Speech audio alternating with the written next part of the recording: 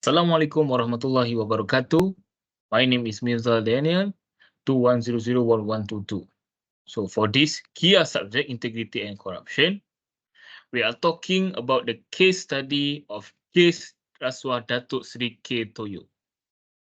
For your information, Datuk Sri K. Toyo is the 13th Chief Minister of Selangor, which is being elected to replace Tan Sri Abu Hassan Omar, and he is a politician representing UMNO. And definition of corruption. What is corruption? Corruption generally refers to the dishonest or unethical behavior, especially by individuals in positions of authority or in power. Let's we discuss about a little bit of introduction about this case. So our main focus of this research in case Rasuah Datuk Sri K. Toyo is to focus on the research of corruption cases among the chief ministers in Malaysia. And one of the biggest cases by Datuk Sri K. Toyo is the case rasuah isu rumah agam. The case of Datuk Seri Dr. Muhammad K. bin Toyo, former Chief Minister of Selangor, Malaysia, illustrates the importance of upholding legal and ethical standards in public office. Case Toyo's alleged corruption and abuse of power highlight the need of robust anti-corruption measures and adherence to laws governing the conduct of public officials to prevent similar occurrences in the future. Ultimately, the case underscores the essential role of legal frameworks in preserving principles of transparency, accountability, and justice. Now, I will share to you the factors of contributing to corruption. One is loopholes in laws and regulation, where he did the complicated laws and rules which create ways for corrupt people to exploit them, which weak punishment or unclear rules can stop corruption effectively. Secondly is lack of enforcement mechanisms, where poor enforcement of laws lets the corruption continue without consequences. Not enough money of people make it hard for authorities to fight the corruption, and even the law of enforcement groups can be corrupt, which make it tough to catch the wrongdoers. Lastly, a culture of impunity in politics, where the politicians get away with the corruption, where others feel like they can too, and giving jobs and favors to friends and family makes the politicians feel like they can do what they want. So now let's move on to implication of corruption. Let's start with individuals. So corruption erodes public trust in government officials and institutions, leading to trust erosion.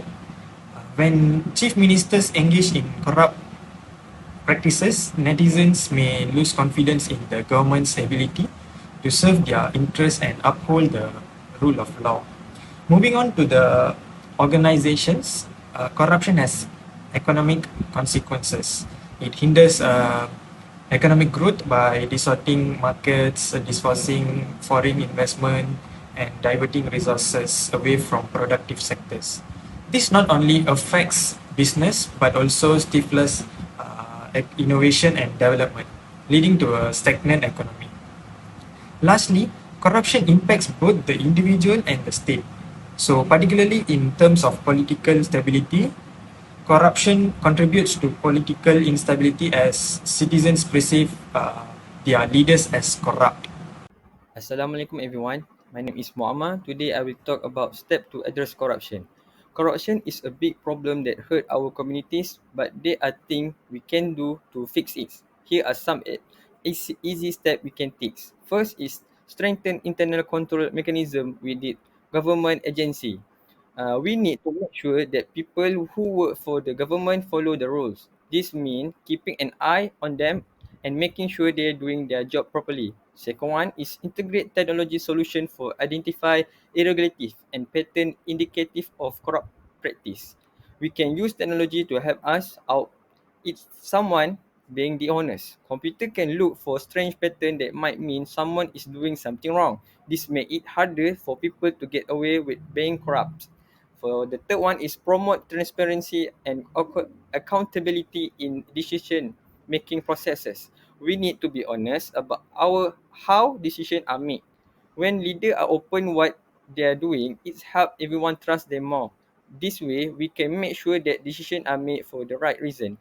Lastly is enhance public awareness and education about the detrimental effect of corruption on society. We need to teach everyone about why corruption is bad. When people understand how it's hurt everyone, they're more likely to say no to it.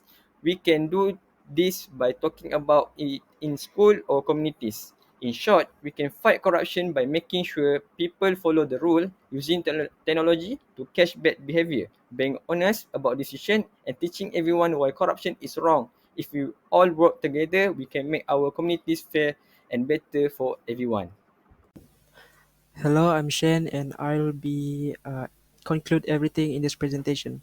So, first of all, I want to talk about the lesson learned from these cases, which is DATO 3 KHIR TOYO cases. First lesson is that accountability. So, no one is above the law, and those who misuse their position must face legal penalty, no matter who you are. The next lesson is public awareness.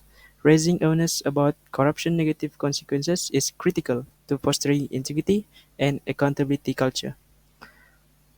In summary, Dr. Ahmad Kirto experience teach us valuable lesson. By recognizing the consequences of corruption and preserving our integrity, we can navigate our professional and personal life with integrity. So, what can we learn from this? So, for me, it is very crucial to understand the moral and legal implication of bribery and familiarize yourself with anti-bribery laws and also regulation applicable to your industry. So, that's all from me. Thank you.